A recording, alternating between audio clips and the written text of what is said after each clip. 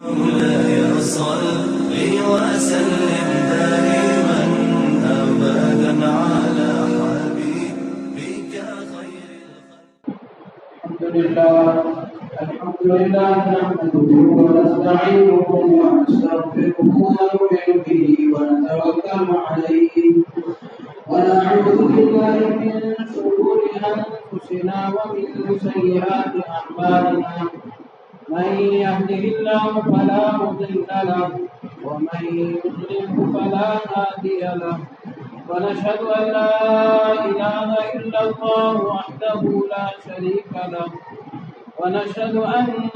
سيدنا وحبيبنا ومولانا محمدا عبده ورسوله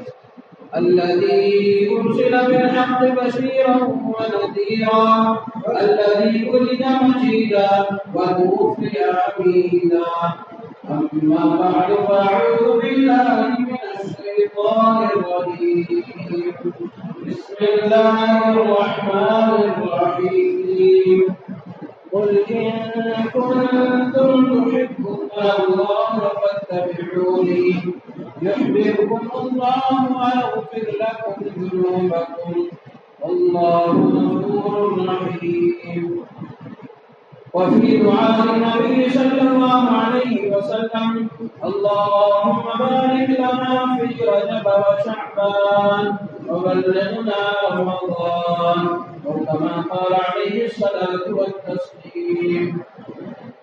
صدق الله العظيم وصدق رسوله النبي الكريم ونحن على ذلك لمن الشاهدين والشاكرين والحمد لله رب العالمين. جو اللہ سبحانہ سے پارے ہو چکے آئیے آ کر بیٹھے ہیں. جن کا کوئی عذر نہیں ہے اور جو معذور نہیں ہے جنہیں لگانے کی ضرورت نہیں ہے قریب آ جائے.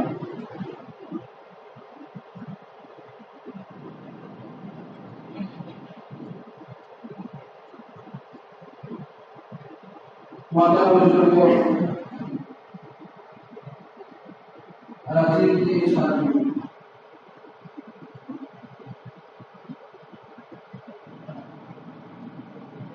دنیا میں ہر مسلمان کے جینے کا مقصد رضائے خدا تعالی ہے. ہر مسلمان یہی چاہتا ہے کہ اس دنیا میں رہ کر میں اللہ تعالیٰ کا محبوب کیسے بنوں، میں اللہ تعالیٰ کا پسندیدہ بندہ کیسے بنوں، اللہ تعالیٰ کو راضی ہو ایسا بندہ میں کیسے بنوں.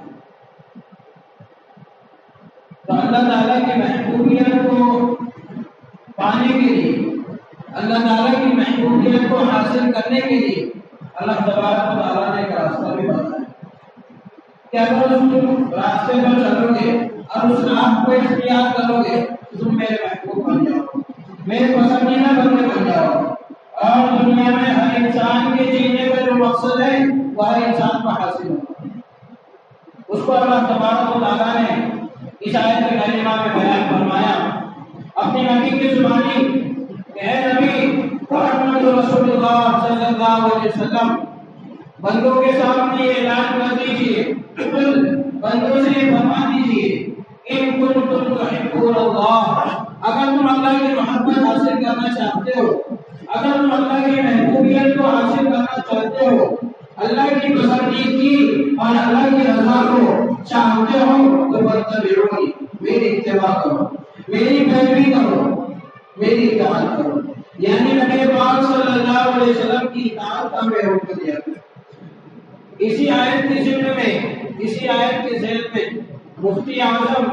مفتی تقی عثمانی مدد اللہ علیہ بطور تشریح فرماتے ہیں کہ دین کا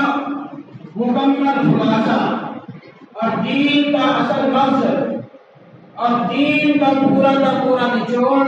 اطاعت خداوندی اور اطاعت نبوی میں شامل ہے. جس شخص کی زندگی میں اطاعت خداوندی ہوگی، اطاعت رسول ہوگی، گویا کہ وہ دین کے اعتبار سے کامل اور اکمل ہے، دین کے اعتبار سے وہ شخص مکمل ہے جس کی زندگی میں اطاعت خدا بندی ہو، جس کی زندگی میں اطاعت رسول۔ ایسا بندہ اللہ کا محبوب بندہ کہلاتا ہے۔ حضرت اس کی تفصیل کرتے ہوئے آگے اور فرماتے ہیں کہ جن چیزوں کو اپنی عبادت سمجھ رکھتا ہے حقیقت میں چیزیں عبادت نہیں۔ اصل ہم نے سمجھا ہے کہ نماز پڑھنا عبادت ہے، روزہ رکھنا عبادت ہے، صدقہ کرنا عبادت ہے، کسی غریب کی مدد کر دینا عبادت ہے، کسی کو بھلائی کا حکم کر دینا عبادت ہے، کسی کو برائی سے روک دینا عبادت ہے۔ حضرت فرماتے ہیں کہ ساری چیزیں عبادت اسی وقت ہے جب بھی یہ اللہ کے حکم کے تحت، ورنہ انسان یوں سمجھے کہ میں جب چاہوں جیسے چاہوں نماز پڑھ لوں تو میری یہ نماز پڑھنا عبادت بن جائے گا، ایسا نہیں ہو سکتا۔ اب انسان آئے اور زوال کے وقت نماز پڑھنا شروع کر دے، نیک کام کر رہا ہے، اللہ کے سامنے سر پر سجود ہو رہا ہے، اللہ کے سامنے جھک رہا ہے، اللہ تبارک و تعالیٰ کے حکم پر عمل کر رہا ہے کہ نماز جیسی اہم عبادت کو وہ انجام دے رہا ہے، نماز جیسی اہم عبادت کو وہ ادا کر رہا ہے، لیکن وہ گناہ کا کام ہے، یہ اس کا نماز پڑھنا عبادت نہیں ہے۔ اب ایک شخص آئے وہ کہے کہ اللہ تبارک و تعالیٰ نے مجھے بہت طاقت سے نوازا ہے اور بہت قوت بخشی ہے، میں مکمل سال روزے رکھ سکتا ہوں، وہ عید کے دن بھی روزے رکھے، بقرعید کے دن بھی روزے رکھے اور اپنے آپ کو عبادت گزاروں میں شمار کروائے، اپنے آپ کو عابد سمجھے، یہ اس کا اپنے آپ کو عبادت گزاروں میں شمار کروانا اور اپنے آپ کو عابد سمجھنا یہ گناہ ہے۔ وہ شخص عابد نہیں ہے، وہ شخص عبادت گزار نہیں ہے، حالانکہ اس نے کوئی گناہ کا کام نہیں کیا، اس نے تو ایک حکم کو ہی ادا کیا، اس نے نماز ہی تو پڑھی ہے، اس نے روزہ ہی تو رکھا ہے، اس نے کون سا گناہ کا کام کیا؟ لیکن حدیث شریف کی تشریح کے ضمن میں اور آیت کریمہ کی تفسیر کے ذیل میں حضرت مفتی تقی صاحب نے لکھا ہے کہ ایسا شخص گنہگار ہے، اس نے عبادت کو اپنی طور سے ایجاد کر کے عبادت سمجھی، حالانکہ عبادت اس چیز کا نام ہے کہ اللہ کا حکم ہو، نبی پاک صلی اللہ علیہ وسلم کا طریقہ ہو، اس چیز کو عبادت کہلاتا ہے۔ یعنی انسان اگر اپنے من مانی سے اپنے دل سے جس چیز کو عبادت گرداننا چاہے، جس چیز کو عبادت سمجھانا چاہے اور جس چیز کو عبادت باور کرانا چاہے، وہ چیز عبادت نہیں بن جائے گی۔ وہ روزہ رکھ رہا ہے، وہ نماز پڑھ رہا ہے، لیکن گناہ کا کام۔ اسی لیے فرمایا کہ دین کا اصل خلاصہ اور دین کا اصل جو دار و مدار ہے وہ اطاعت کا ہے، مکمل دین کا خلاصہ عبادت ہے۔ ہم سوچیں کہ نماز پڑھ دینے سے ہم عبادت گزار بن جائیں گے، نماز پڑھنے سے نہیں عبادت گزار بن، اللہ کا حکم ماننے سے ہم عبادت گزار بنیں۔ ہم سوچیں کہ ہم زکات دینے سے عبادت گزار بن جائیں گے، اس وقت ہم عبادت گزار نہیں بنیں گے۔ نبی پاک صلی اللہ علیہ وسلم نے فرمایا آپ کی تعمیر میں، آپ کی اطاعت میں، آپ کی تابعداری میں ہم پیروی کر رہے ہیں اور رسول کو ادا کر رہے ہیں اور رسول کے انجام نہیں کر رہے ہیں تو ہم عبادت گزار کہلائیں گے۔ اسی کی تشریح کرتے ہوئے حضرت مفتی تقی صاحب آگے لکھتے ہیں کہ ایسے ہی سال میں مختلف ایام آتے ہیں، مختلف دن آتے ہیں، مختلف تہوار منائے جاتے ہیں، مختلف عبادتیں کی جاتی ہیں، جن میں سے چند تہوار اور چند عبادتیں وہ ہیں جس کو اللہ نے نہیں بیان فرمایا۔ نبی پاک صلی اللہ علیہ وسلم نے ان کو نہیں کہا کہ ان کو عبادت کے طور پر انجام دیا جائے، لوگوں نے از خود ان کو گڑھ کر اس کو عبادت سمجھ لیا، اس کو عبادت کرنا لیا اور اس کو عبادت کرانے لگے، اور لوگوں نے اس رات کی اور اس دن کی اتنی نمائش ہوئی اور اتنی شہرت ہوئی کہ لوگوں نے جن ایام میں عبادت ادا کرنا اللہ تعالیٰ کی طرف سے فرض تھا اس کو تو چھوڑ دیا اور من گھڑت موضوع اور اپنی طرف سے ایجاد کی ہوئی چیزوں کو لوگ بڑی اہمیت کے ساتھ ادا کرنے لگے۔ اسی من گھڑت عبادتوں میں سے ایک عبادت اس مہینے میں جو کی جاتی ہے جس کو عبادت سمجھا جاتا ہے، حالانکہ حقیقت میں بدعت ہے، کہ اس مہینے میں خصوصی طور پر 27 کی رجب کو لوگ پوری رات عبادت میں گزارتے ہیں۔ حالانکہ پوچھا جائے کہ 27 رجب کو اتنے اہتمام کے ساتھ کن عبادت کے ساتھ گزارا جاتا ہے، تو بیان فرماتے ہیں کہ اس رات میں نبی پاک صلی اللہ علیہ وسلم کو معراج عطا ہوئی، نبی پاک صلی اللہ علیہ وسلم معراج پر تشریف لے گئے تھے، خداوند نے قدوس سے ملاقات کرنے کے لیے گئے تھے، اللہ تبارک و تعالیٰ کے پاس نماز کا تحفہ لانے کے لیے گئے تھے۔ اس لیے یہ رات بڑی عظیم الشان رات کہلاتی ہے، اس لیے اس رات کو بڑے اہتمام اور بڑے شان اور شوکت اور بڑی عظمت و اجاب کے ساتھ گزارا جاتا ہے۔ حالانکہ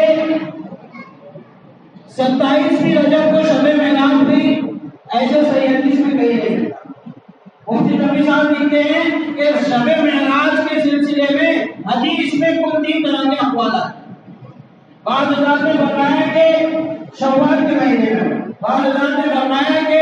رجب کے مہینے میں ہوئی، اور بعض حضرات نے کچھ دیگر مہینوں کو بھی تذکرہ فرمایا۔ تو پہلے تو یہی بات حتمی اور یقینی نہیں ہے، پہلے تو یہی بات مضبوط اور مستحکم نہیں ہے کہ 27ویں رجب کو شب معراج ہوئی تھی، کہ 27ویں رجب کو نبی پاک صلی اللہ علیہ وسلم عرش معلیٰ پر تشریف لے گئے تھے، خداوند نے قدوس سے ملاقات کے لیے تشریف لے گئے تھے۔ تو پھر ہم اس رات کو اتنے اہتمام کے ساتھ کیوں مناتے، جس رات کے بارے میں یقینی طور پر ہمیں پتہ ہی نہیں کہ اس رات میں شب معراج ہوئی تھی، اس رات میں معراج ہوئی یا نہیں ہوئی۔ اس کے مقابلے میں پنج وقتہ نمازوں کا اہتمام کرنا حتمی ہے، یقینی ہے، بلکہ اللہ تبارک و تعالیٰ کی طرف سے اس کے نہ کرنے پر پکڑ ہے۔ ہم سے ان عبادتوں کی ادائیگی دنیا ہو پاتی، اور جو عبادتیں مضمون نہیں ہیں، جو عبادتیں متواتر نہیں ہیں، جن عبادتوں کا ثبوت نہیں ہے، اس میں ہم کو ذرا لذت محسوس ہوتی ہے، اس میں ذرا شور و غل میں مزہ آتا ہے، تو ہم اس کو بڑے اہتمام کے ساتھ ادا کرتے ہیں۔ فرماتے حضرت کہ اگر مان بھی لیا جائے کہ 27ویں رجب کو شب معراج ہوئی تھی، 27ویں رجب کو معراج کی رات کا واقعہ پیش آیا تھا، تو بھی اس رات میں عبادت کرنا عبادت نہیں کہلایا، کیونکہ شب معراج ہجرت کے چند سال بعد ہوئی۔ اس کے بعد 5 سے 6 مرتبہ یہ رات نبی پاک صلی اللہ علیہ وسلم کی زندگی مبارکہ کے اندر آئی، لیکن کہیں حدیث کے ذخیرے میں اور کہیں قرآن کے ذخیرے میں یہ نہیں ملتا کہ نبی پاک صلی اللہ علیہ وسلم نے 27ویں رجب کو خاص طور سے کوئی عبادت کا اہتمام کرنے کو کہا، بلکہ ہم میں سے بعض لوگ تو وہ ہوتے ہیں جو بغیر تحقیق اور بلا تحقیق کے اس رات کے بارے میں باتیں بھی شیئر کرتے ہیں اور باتیں بھی دوسروں سے بیان کرتے ہیں۔ اب یہ بات ہم کو گزر جانے دو، 27ویں رجب کا جب وقت قریب آئے گا تو موبائل پر واٹس ایپ پر یہ میسج بڑی زور شور سے وائرل ہوگا کہ اس رات میں 4 رکعت پڑھی جائے اور اسی انداز میں پڑھی جائے کہ پورا سورت لگائی جائے اور رکوع میں ایسی تسبیح پڑھی جائے جس کا فائدہ یہ ہوگا کہ زندگی بھر کی سارے گناہ معاف ہو جائیں گے اور چھٹی ہوئی ساری نمازوں کی طرف سے یہ 4 رکعت نماز کفارہ بن جائے۔ اس طرح کے میسج وائرل ہو، جبکہ حقیقت میں اس رات میں کوئی خصوصی عبادت منقول ہی نہیں، اور ہم اپنی طرف سے اس طرح سے نمازوں کا تذکرہ کر کے جن نمازوں کی ادائیگی فرض تھی، جس طرح ان کی قضا بھی فرض تھی، 4 رکعت میں ہم ساری نمازوں کو معاف کرا دیتے، اتنی آسان ہماری عبادتیں ہو جاتی۔ اس لیے فرمایا کہ دین اصل اطاعت کا نام ہے، دین اصل دعوے داری کا نام ہے، دین اصل حکم کے ماننے کا نام ہے۔ ہم جس کو عبادت سمجھے یا ہم جس کو عبادت بتا دیں، وہ حکم وہ عمل دین میں رہ جائے گا، وہ حکم اور وہ عمل عبادت نہیں کہلوائے گا، بلکہ عبادت وہی حکم اور وہی عمل کہلوائے گا جو نبی پاک صلی اللہ علیہ وسلم کی اطاعت کے ذمہ میں کیا جائے، جو نبی پاک صلی اللہ علیہ وسلم کے حکم کے تحت کیا جائے، وہی عمل عبادت کہلائے گا۔ اسی طریقے سے 27ویں رجب کا جو دن ہوتا ہے، اس دن روزے کا بھی بڑے زور شور سے اہتمام کیا جاتا ہے کہ اس دن روزہ رکھنے کی بڑی بڑی فضیلتیں بیان کی جاتی ہیں کہ ایک دن کا روزہ رکھ لو تو گزشتہ آپ کے جتنے روزے چھوٹے ہوں گے سارے روزوں کی طرف سے روزہ کفارہ ہو جائے گا۔ کتنی غلط بات ہے، حالانکہ جس طرح روزوں کا رکھنا فرض ہے، اسی طرح فرمایا کہ اگر کسی کے روزے چھوٹ گئے تو ان کے روزوں کی قضا کرنا بھی فرض ہوتا ہے۔ ایسا نہیں کہ زندگی کے رمضان کے روزے گزر گئے تو ان کا رکھنا بھی گزر گیا، بلکہ جس طرح ادا فرض ہوتا ہے تو اسی طرح چھوٹے ہوئے روزے کی قضا کرنا بھی فرض ہوتا ہے۔ اور ہم نے اس کو اتنا آسان اور سستا بنا دیا کہ 27ویں رجب کا روزہ رکھ لیا جائے، سال بھر کے سارے چھوٹے ہوئے روزوں کی طرف سے وہ روزہ کفارہ ہو جائے۔ بلکہ حضرت عمر رضی اللہ تعالیٰ عنہ کو 27ویں رجب کو اپنے دور خلافت میں گلی گلی میں گھوم کر لوگوں کو پانی پلوایا کرتے تھے، لوگوں کو کھانا کھلایا کرتے تھے، اور لوگوں کو کھجوریں کھلوایا کرتے تھے، اور اس بات کا یقین لوگوں کو دلوں میں بٹھاتے تھے کہ 27ویں رجب کو روزہ رکھنا نبی پاک صلی اللہ علیہ وسلم سے اس کا کوئی ثبوت نہیں۔ روزہ رکھنے کا لوگوں میں اہتمام ہو گیا تھا، بڑی زور و شور سے لوگ اس دن روزہ رکھ رہے تھے۔ حضرت عمر رضی اللہ تعالیٰ عنہ کو کیا ضرورت پڑی تھی کہ ایک عبادت سے روک گئے؟ بظاہر تو ہمیں یوں ہی لگ رہا ہے نا کہ حضرت عمر رضی اللہ تعالیٰ عنہ نے انہیں عبادت سے روکا، روزہ ان کا توڑوایا۔ جو لوگ روزہ رکھنے کا اہتمام کر رہے تھے ان کو کھجوریں کھلوائی، ان کو پانی پلوایا، ان کے سامنے کہا کہ آج کے دن مجھے پانی پی کر کے بتاؤ، کھانا کھا کر کے بتاؤ۔ حالانکہ اس دن روزہ رکھنا تھا، روزہ رکھنے دینا چاہیے تھا۔ روزہ رکھنا بڑی عبادت کا کام ہے، جہنم سے ڈھال انسان کے لیے بن جاتا ہے روزہ، لیکن پھر بھی حضرت عمر رضی اللہ تعالیٰ عنہ نے اس دن لوگوں سے روزہ کھلوایا کہ لوگوں میں اپنی طرف سے ایجاد کی ہوئی چیزوں کا اہتمام ہو جاتا، اور جو چیزیں دین کے اندر منقول ہے، ثابت ہے، جن کا ثبوت ہے، ان چیزوں کی ادائیگی میں ہم سے سستی اور کاہلی ہو جاتی ہے، اور جن چیزوں کو ہم خود کرتے ہیں، جن چیزوں کو ہم خود ایجاد کرتے ہیں، ہم اس کے ادائیگی میں بڑا اہتمام کرتے ہیں۔ اس لیے حضرت عمر رضی اللہ تعالیٰ عنہ نے جان بوجھ کر لوگوں سے روزہ کھلوایا۔ بعض لوگ کہتے ہیں کہ مولانا سال بھر تو لوگ ایسے بھی عبادت کرتے نہیں، اس رات میں تو کرم دو۔ مولانا سال بھر تو روزہ رکھتے نہیں، اس دن روزہ رکھ لیتے تو کون سا گناہ کا کام کرے؟ گناہ کا کام کوئی نہیں کر رہا، گناہ کا کام اتنا ہی ہو رہا ہے کہ دین میں ہماری طرف سے زیادتی ہو رہی ہے۔ اگر یہ زیادتی اچھی تھی تو حضرت عمر رضی اللہ تعالیٰ عنہ کو کیوں پسند نہیں آئی؟ کیا ہم حضرت عمر رضی اللہ تعالیٰ عنہ سے علم میں بڑھ گئے؟ نعوذ باللہ، کہ ہمارا مقام و مرتبہ اور ہمارے علمی اعتبار سے ہم اتنے آگے بڑھ گئے کہ حضرت عمر رضی اللہ تعالیٰ عنہ سے بھی ماحول ہو گئے؟ اگر یہ دین کا ہی کام تھا، اگر یہ عبادت کا ہی کام تھا تو حضرت عمر رضی اللہ تعالیٰ عنہ نے اپنے دور خلافت میں لوگوں کو کیوں روکا؟ اسی لیے کہ گناہوں کا سد باب ہو جائے، بدعات و خرافات کا سد باب ہو جائے اور دروازہ ہی بند ہو جائے، اور لوگوں کے دلوں میں اس بات کا یقین بیٹھ جائے کہ عبادت وہی عمل کہلوائے گا جس عمل کو اللہ تعالیٰ کا حکم سمجھ کر نبی پاک صلی اللہ علیہ وسلم کی پیروی سمجھ کر کیا جائے، نہ کہ وہ عمل جو انسان خود سے کرے اور اس کی ایسی ایسی فضیلتیں بیان فرمائے جو فضیلتیں کسی طرح سے بھی حدیث میں موجود نہیں۔ اسی اعتبار سے 22ویں رجب کو کوڑے اور مٹھائی بنانے کا عمل ہمارے اندر ہوتا ہے، حالانکہ اس کا بھی ثبوت نہ دور صحابہ سے ہے، نہ دور تابعین سے، نہ دور تابعین، بلکہ بعد کے لوگوں کی پیداوار اور ایجاد کردہ چیز ہے۔ حقیقت میں کچھ لوگ حضرت علی رضی اللہ تعالیٰ عنہ سے بغض رکھنے لگے، حضرت علی رضی اللہ تعالیٰ عنہ سے نفرت کرنے لگے، اور حضرت علی رضی اللہ تعالیٰ عنہ سے بغض رکھنے کی وجہ سے لوگوں کو خوشیوں کے طور پر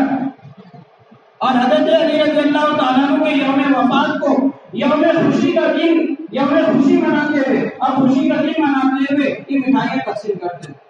اور لوگوں کے سامنے یوں ظاہر کرتے تھے کہ حضرت جعفر صادق رضی اللہ تعالیٰ عنہ کی پیدائش کے طور پر ہم خوشی مناتے ہیں اور اتنی مٹھائیاں تقسیم کرتے ہیں۔ حالانکہ حقیقت اس کے پیچھے کچھ اور چھپی ہوئی تھی کہ وہ حضرت علی رضی اللہ تعالیٰ عنہ سے بغض رکھتے تھے اور اس کا اظہار مٹھائیوں کی تقسیم کی شکل میں لوگوں کے سامنے ظاہر فرماتے تھے۔ اس لیے ان ساری چیزوں کے بدعات و خرافات کے کرنے سے ہم خود بھی بچے اور اپنے گھر والوں پر اپنے عزیز و اقارب کو بھی بچائے، اور ان اعمال کی طرف توجہ دیں جن اعمال کا ثبوت ہے۔ 5 وقت نمازوں کا اہتمام کرنا ہماری زندگی میں آ جائے کہ یہ اللہ تعالیٰ کا فریضہ ہے، اللہ تعالیٰ کا حکم ہے، اگر اس کے بارے میں کوئی شک کرے تو اس کی ایمان کا اندیشہ نہیں ہے۔ یہ تو ہم سے ہوتا نہیں ہے کہ 5 وقت نمازوں کا اہتمام ہو جائے، اور بھی بہت ساری چیزیں قرآن حدیث سے جن کا صراحتاً ثبوت ہے، وضاحتاً ثبوت ہے، جن کا یقین رکھنا، جس پر عمل کرنا ضروری ہے، وہ چیزیں آج ہماری زندگیوں سے ترک ہوتی جا رہی، ان چیزوں کا ہماری زندگیوں سے آج اخراج ہوتے جا رہا ہے، وہ چیزیں آج ہماری زندگیوں سے نکلتی جا رہی ہیں، اور بدعات و خرافات ہمارے اندر جنم لیتی جا رہی ہے۔ اس لیے خاص طور سے بدعات و خرافات کے کرنے سے بچیں اور دوسروں کو بھی بچائیں، کہ یہ دین کی بہت بڑی خدمت ہے، دین کا بچاؤ اور دین کی حفاظت کرنا ہی ہمارے لیے بہت ضروری ہے۔ صرف ہم لوگوں کو دعوت دیتے رہے کہ اعمال کرتے رہو، اعمال کرتے رہو، اس سے یوں ہوگا کہ لوگ عمل کیسے کر رہے، اس عمل کا ثبوت دین میں ہے بھی یا نہیں، اس کی کوئی پرواہ نہیں ہوگی۔ لوگوں کے اندر دینداری بھی تو آئے گی، لیکن اس اعتبار سے دینداری آئے گی کہ لوگ دینی چیز اور غیر دینی چیز میں تمیز نہیں کر پائیں گے، فرق نہیں کر پائیں گے۔ اس لیے جن چیزوں کا ثبوت وضاحتاً اور صراحتاً ہے، ہم ان خود چیزوں کا اہتمام کریں دوسروں سے بھی کروائیں، اور جن چیزوں کا ثبوت قرآن و حدیث سے کہیں نہیں ہے ان چیزوں کے تعلق سے ان چیزوں کا فرق ہم خود بھی کریں، ان کو کرنے سے ہم خود بھی بچیں اور دوسروں کو بھی بچائیں۔ دعا کریں کہ اللہ تبارک و تعالیٰ ہم سب کو ان صحیح باتوں پر عمل کی توفیق عطا فرمائے، جن حضرات کی سنت سنتوں سے فارغ ہو۔